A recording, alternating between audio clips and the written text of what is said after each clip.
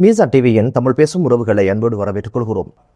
Easter குண்டு தாக்குதலுடைய விசாரணை அதிகாரிக்கு மரண அச்சுறுத்தல் விடுக்கப்பட்ட செய்தி அம்பலத்துக்கு வந்திருக்கு.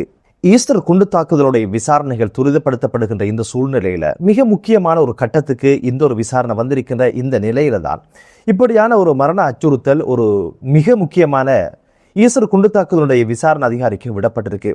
யார் இந்த மரண அச்சுறுத்தலை விட்டாங்க, யாருக்கு விட்டாங்க அப்படின்ற விஷயத்தை பார்க்கறதுக்கு முன்னால எவ்வகையான மரண அச்சுறுத்தல் விடப்பட்டது அப்படின்ற ஒரு விஷயத்தை பார்த்துருவோம். சிஐடியினுடைய 2 போலீஸ் அதிகாரிகள் சிறைச்சாலைக்கு போறாங்க நீதிமன்றத்தினுடைய ஒரு சிட்டாசிய வழங்குறதுக்கு. அங்க போன சந்தர்ப்பத்துல தான் மிரட்டல விட்ட குறித்த நபரை சந்திக்கிறாங்க. குறித்த நபர் என்ன பண்ணினார் அப்படின்னு கேட்டீங்கன்னா, 2 போலீஸ் அதிகாரிகள்ல ஒருத்தருக்கிட்ட வந்து கேட்டிருக்கிறாரு, பிள்ளையான இன்றைய தினம் தானே கோர்ட்ஸுக்கு கொண்டு வராங்க, ஆம் அப்படின்னு சொல்லி பதில் சொல்லியிருக்கிறாரு. உடனடியாக மிரட்டும் தொனியில அவரை மூக்கிட்ட கிட்ட விரலை வச்சு மெண்டிஸ ரொம்ப ஜாக்கிரதையாக இருக்க சொல்லு, இன்றோ நாளோ நான் வெளியில வந்து முதலாவது மெண்டிஸனுடைய கதையைத்தான் முடிக்கிறேன், பல்லெல்லாம் கலட்டி உணவு உண்ண வைப்பன், அதுபோக அவனுடைய சோழியை முடிப்பன் அப்படின்ற ஒரு செய்தியை சொல்லிவை, ரொம்ப ஜாக்கிரதையாக இருக்க சொல்லு அப்படின்னு ஒரு மரண அச்சுறுத்தலை விட்டிருக்கிறாரு. அருகில் இருந்த சிறைச்சாலை அதிகாரிகள் சொன்னாங்க, இப்படியெல்லாம் மிரட்டக்கூடாது, அவங்க அரசு அதிகாரி, அரசு விவகாரம் சம்பந்தமாக வந்திருக்கிறாங்க, அவங்களோட ரொம்ப மரியாதையாக நடந்து கொள்ளணும் அப்படின்னு ஒரு எச்சரிக்கையை விட்டிருக்காங்க. இந்த ஒரு மரண எச்சரிக்கையை யாருக்கு விட்டிருக்காங்க அப்படின்னு பாத்தீங்கன்னா, சிஐடிக்குள்ள ஈஸ்டர் குண்டு தாக்குதலுடைய விசாரணைகளை துல்லியமாக விசாரணை செய்து வருகின்ற உப போலீஸ் பரிசோதகர் மெண்டிஸ் என்று சொல்லப்படுகின்ற போலீஸ் அதிகாரிக்கு தான் இந்த ஒரு மிரட்டல் விடப்பட்டிருக்கு.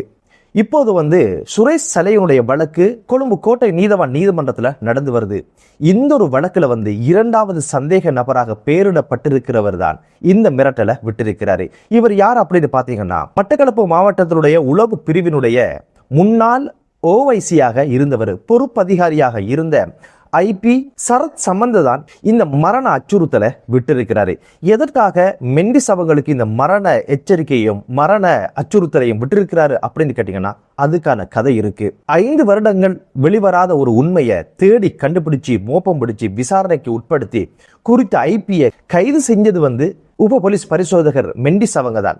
இந்த கதை எப்படி தொடங்கிச்சு அப்படின்னு கேட்டீங்கன்னா, 2018ஆம் ஆண்டு நவம்பர் மாதம் 30ஆம் திகதி வந்து வவுனதீவு பிரதேசத்துல போலீஸ் பாதுகாப்பு சாவடியில 2 போலீசார் படுகொலை செய்யப்பட்டாங்க. இந்த ஒரு சம்பவத்தை நடத்தி முடிச்சது ஜஹ்ரானுடைய குழுவினர் அப்படின்னு ஒரு விஷயம் பிறகு தெரிய வந்தது. உடனடியாக இந்த ஒரு கேஸ்ல வந்து அஜந்தன் என்று சொல்லப்படுகின்ற விடுதலை புலிகளுடைய முன்னாள் போராளி அதிரடியாக கைது செய்யப்பட்டாரு. இந்த கைதை நடத்தி வச்சது யார் அப்படின்னு பாத்தீங்கன்னா, இந்த குறித்த ஐபி அவங்களும் வவுனதீவு போலீஸ் அதிகாரிகளும் தான். அஜந்தனை கைது செய்து இந்த ஒரு விஷயத்தை மூடி மறைத்து இந்த ஒரு விசாரணையை திசை திருப்பிய குற்றச்சாட்டுதல் தான் ஐபி சம்பந்த அவங்கள வந்து 2025ஆம் ஆண்டு ஜூலை மாதம் 21ஆம் தேதி மெண்டிஸ் அவங்களுடைய குழுவினர் வந்து கைது செஞ்சாங்க. கைது செய்து விசாரணைகளை நிறைவுக்கு கொண்டு வந்து இதுவரைக்கும் மெகசின் சிறைச்சாலையில இப்போது வந்து அடைக்கப்பட்டிருக்கிறாரு. இந்த ஒரு நாடகத்தை எப்படி அரங்கேற்றிருக்கிறாரு ஐபி அவங்க அப்படின்னு பாத்தீங்கன்னா, இந்த ஒரு படுகொலை நடந்ததுக்கு பிற்பாடு உடனடியாக அங்கஜனை கைது செய்யறாங்க. அங்கஜனை கைது செய்து போலீஸ் நிலையத்துக்கு கொண்டு வரும் பொழுது வந்து அங்கஜன் அணிந்திருந்த ஜெக்கெட்டை மீண்டும் அவருடைய மனைவிட்ட கொடுத்து அனுப்புறாங்க. ஜெக்கெட்டை மனைவி கொண்டு போய்த்து வீட்டில் வைக்கிறாங்க. 2018ஆம் ஆண்டு டிசம்பர் 3ஆம் திகதி ஆகும் பொழுது உளவுத்துறையினர் வந்து அங்கஜன் வீட்டுக்கு போறாங்க, பரிசோதனை செய்யறாங்க. அதுக்கு பிற்பாடு உளவுத்துறையினருக்கு தகவல் கிடைத்ததா வந்து சம்பவம் நடந்ததுக்கு அருகில் இருக்கின்ற ஒரு போக்குக்கு அடியில வந்து ஒரு ஜெக்கெட் இருப்பதாக உடனடியாக வந்து போலீஸ் நாயை கொண்டு போய் பரிசோதனை நடத்தினாங்க. போலீஸ் நாய் மோப்பம் பிடிச்சு நேரடியாக அங்கஜன் வீட்டுக்கு போய் சேர்ந்தது. உடனடியாக இந்த ஒரு விஷயத்துல வந்து இந்த ஒரு படுகொலையை செஞ்சது வந்து அங்கஜன் தான். அங்கஜனுடைய ஜெக்கெட் தான் இங்க இருக்குது.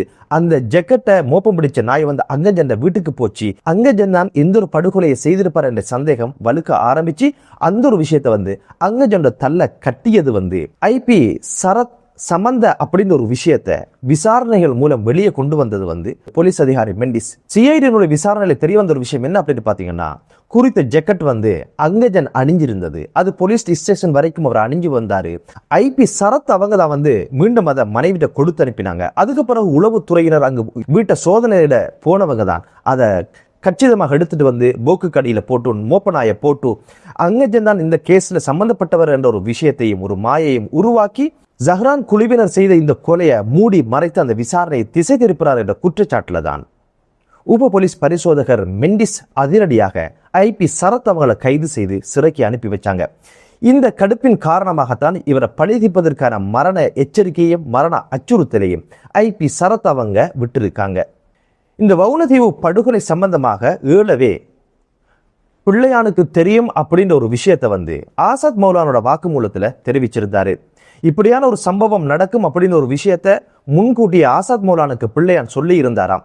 பிறகு இந்த சம்பவம் நடந்ததுக்கு பின்னால பிள்ளையான சந்திச்ச போது கேட்டிருக்கிறார் ஆசாத் மௌலானா, நீங்க சொன்ன மாதிரி ஒரு விஷயம் நடந்து முடிஞ்சே அப்படின்னு சொல்லி. அப்போது பிள்ளையார் என்ன சொல்லியிருக்கிறாரு அப்படின்னு பாத்தீங்கன்னா, இதை நாங்க தான் செய்தோம் அப்படின்னா புலனாய்வு பிரிவினர் தான் உளவு பார்த்து தகவல் சொல்லி ஜஹ்ரானுடைய குழு தான் இதை செஞ்சு முடிச்சாங்க, அப்பாவி அங்கஜனை பிடிச்சு வச்சிருக்கிறாங்க அப்படின்ற மாதிரி அவர் கதைச்சதாகவும் இவருடைய வாக்குமூலத்தில் சொல்லியிருக்கிறாரு. எனவே இந்த சம்பவம் திட்டமிட்டு அரங்கேற்றப்பட்டது, திட்டமிட்டு மூடி மறைக்கப்பட்டது.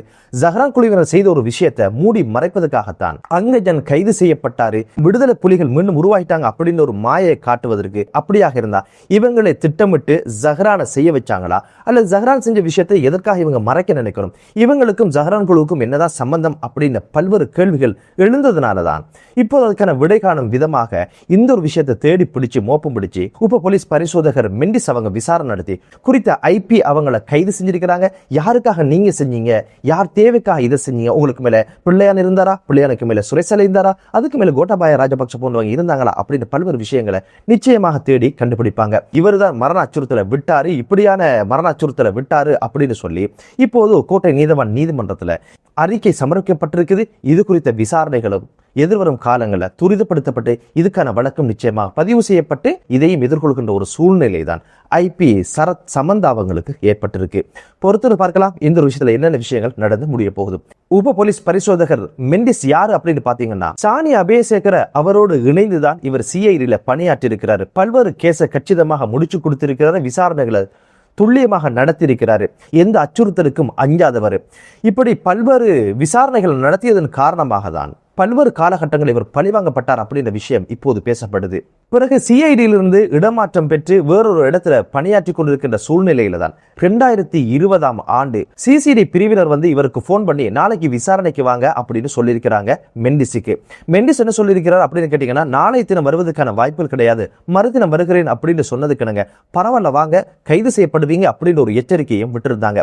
பரவாயில்ல, கைது தானே, என்னதான் நடக்க போகுது அப்படின்னு சொல்லி தைரியமாக கைது செய்யப்பட போகிறேன் என்று தெரிந்து கொண்டே மெண்டிஸ் அவங்க சிசிடிக்கு சமூகம் அளிச்சிருக்கிறாங்க. உடனடியாக சிசிடியில் உட்கார வச்சு என்ன பேசிருக்காங்க அப்படின்னு கேட்டீங்கன்னா, சானி அபேசேகருக்கு எதிராக நீ சாட்சி சொல்லணும், அப்படி சொன்னா உன்னை பாதுகாக்கிற பொறுப்பை நாங்க ஏற்றுக்கொள்வோம், அப்படி இல்லைனா உன்னையும் கைது செய்து சானி அபேசேகருடைய கழிதண்ட வைப்போம் அப்படின்னு சொல்லி மிரட்டி இருக்கிறாங்க. எக்காரணம் கொண்டும் அப்படியான ஒரு அநீதியை நான் செய்ய போறதில்லை, என்ன கைது செய்து கொள்ளுங்க, அப்படியான ஒரு அபாண்டமான ஒரு வாக்குமூலத்தை என்னால் தர முடியாது, பொய்யான ஒரு வாக்குமூலத்தை என்னால் தர முடியாது என்று சொல்லியிருக்கிறாரு. உடனடியாக மெண்டிஸ் கைது செய்யப்பட்டாரு, நீதிமன்றத்தில் முன்னிலைப்படுத்தப்பட்டாரு. நீதிமன்றத்தில் ஜட்ஜுக்கு முன்னால கையை உயர்த்தி சொல்லியிருக்கிறாங்க, என்னை கூப்பிட்டாங்க, சானி அபேசேகருக்கு எதிராக சாட்சி சொல்ல சொன்னாங்க, முடியாது எனும் பொழுது என்னை கைது செஞ்சு இப்போது நீதிமன்றத்தில் முன்னிலைப்படுத்தியிருக்கிறாங்க அப்படின்னு சொல்லி தனது தரப்பு வாதத்தை முன் வச்சிருக்கிறாரு. கிட்டத்தட்ட 10 மாதங்கள் சிறையில் அடைக்கப்பட்டாரு, பணி நீக்கம் செய்யப்பட்டாரு. 10 மாதங்களுக்கு பிறகுதான் இந்த வழக்குல எந்த ஒரு சாட்சியும் இல்லை என்பதனால இவரை விடுதலை செஞ்சது நீதிமன்றம். பிறகு என்ன பண்ணினார் இவர் அப்படின்னு கேட்டீங்கன்னா, இவருடைய பணி நீக்கத்துக்கு எதிராக ஒரு எஃப்ஆர் வழக்கு என பதிவு செய்தார். இந்த எஃப்ஆர் வழக்கு உச்ச நீதிமன்றத்தினுடைய நீதி அரசர்கள் குழாம் விசாரணைக்கு எடுத்துக்கொண்டாங்க.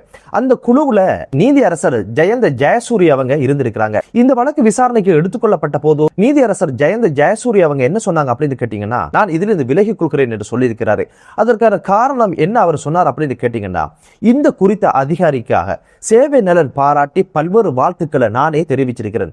கீர்த்தி மிக அதிகாரி, நியாயமாக நடக்கிறவரு, பொறுப்புணர்வோடு நடக்கிறவரு, பாரபட்சம் இல்லாமல் விசாரணை கையாளுறவர் என்று பல்வேறு வாழ்த்துக்களை நானே தெரிவித்தவன். இப்படியான ஒரு சூழ்நிலையில என் முன்னே அது விசாரணைக்கு வருவது என்பது ஆரோக்கியமற்றது அப்படின்னு சொல்லி குறித்த நீதியரசர் அந்த குழுவிலிருந்து விலகியிருக்கிறாரு. நீதியரசர் துரைராஜா அவங்களுடைய குழு இந்த வழக்கு விசாரணை நடத்தி தீர்ப்பு எப்படி வழங்கினாங்க அப்படின்னு பாத்தீங்கன்னா, குறித்த போலீஸ் அதிகாரி மெண்டிஸ் அவங்களுடைய அடிப்படை உரிமை மீறப்பட்டிருக்குது, அதுபோக அரச பணத்திலிருந்து 3 மாதத்துக்குள்ள பாதிக்கப்பட்ட போலீஸ் அதிகாரியான மெண்டிஸ் அவங்களுக்கு 10 லட்சம் ரூபாய் நட்டுகீடு வழங்க வேண்டும் என்பதோடு பணி நீக்கம் செய்யப்பட்ட காலத்துல அவருக்கான கொடுப்பனவுகள் மற்றும் சம்பளங்களை முறையாக வழங்கணும் அப்படின்ற ஒரு தீர்ப்பையும் கொடுத்தாங்க. இப்படியான ஒரு கீர்த்திமிகு போலீஸ் அதிகாரி தான் இப்போது மரண அச்சுறுத்தலுக்கு இலக்காக இருக்கிறாரு. என்னதான் இருந்தாலும் பல உண்மைகள் வெளிவருவதற்கான காரணமாக இருந்த போலீஸ் பரிசோதகர் மெண்டிஸ் அவங்களுடைய பாதுகாப்பை அரசு உறுதிப்படுத்தணும். இந்த மரண அச்சுறுத்தலை விட்டவருக்கு எதிரான விசாரணைகள் தொடங்கப்பட்டு அதற்கான தண்டனையும் வழங்கப்படணும். அதுக்கான நடவடிக்கைகளை நீதிமன்றம் எடுக்கட்டும் என்ற வினயமான ஒரு வேண்டுதலோடு மற்றொரு காணொளியிலே உங்கள் அனைவரையும் சந்திக்கும் வரை விடைபெறுகிறேன். நன்றி.